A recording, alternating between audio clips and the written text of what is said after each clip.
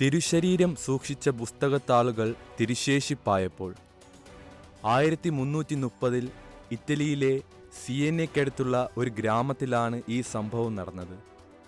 ഗുരുതരാവസ്ഥയിലായ ഒരു കർഷകന് വിശുദ്ധ കുർബാന നൽകാനായി ഒരു വൈദികൻ വിളിക്കപ്പെട്ടു. അന്ന് ആ വൈദികന് സംഭവിച്ച ചെറിയ ജാഗ്രതക്കുറവ് കൊണ്ടോ അല്ലെങ്കിൽ വിശ്വാസക്കുറവ് കൊണ്ടോ ആകാം അദ്ദേഹം തിരുവോസ്തി ഭക്തിയോടെ ഒരു സിബോറിയത്തിൽ സൂക്ഷിക്കുന്നതിന് പകരം തൻ്റെ പ്രാർത്ഥനാ പുസ്തകത്തിലെ താളുകൾക്കിടയിൽ വെച്ചു. രോഗിയുടെ അടുത്തെത്തി പുസ്തകം തുറന്ന വൈദികൻ സ്തബ്ധനായിപ്പോയി. ആ തിരുവോസ്തി ജീവനുള്ള ഒരു രക്തക്കട്ടയായി മാറിയിരിക്കുന്നു. പുസ്തകത്തിലെ താളുകളിലാകെ തിരുരക്തം പടർന്നിരിക്കുന്നു.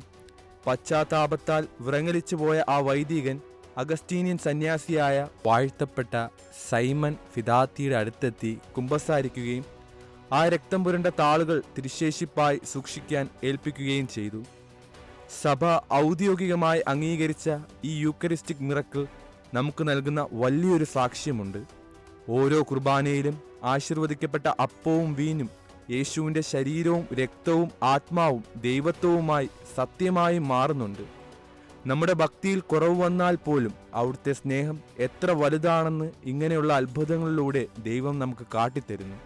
ഇന്ന് ഇറ്റലിയിലെ കാഷ്യയിലുള്ള സെന്റ് റീത്തയുടെ ബസിലിക്കയിൽ ഈ അത്ഭുത താളുകൾ വണങ്ങാനായി സൂക്ഷിച്ചിട്ടുണ്ട്.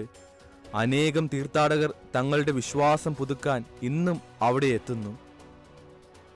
ഓരോ തവണ നമ്മൾ വിശുദ്ധ കുർബാനയെ സമീപിക്കുമ്പോഴും ഇത് എൻ്റെ ശരീരമാകുന്നു, ഇത് എൻ്റെ രക്തമാകുന്നു എന്ന ആ വചനം നമ്മുടെ ഉള്ളിൽ വലിയൊരു അത്ഭുതമായി നിറയട്ടെ.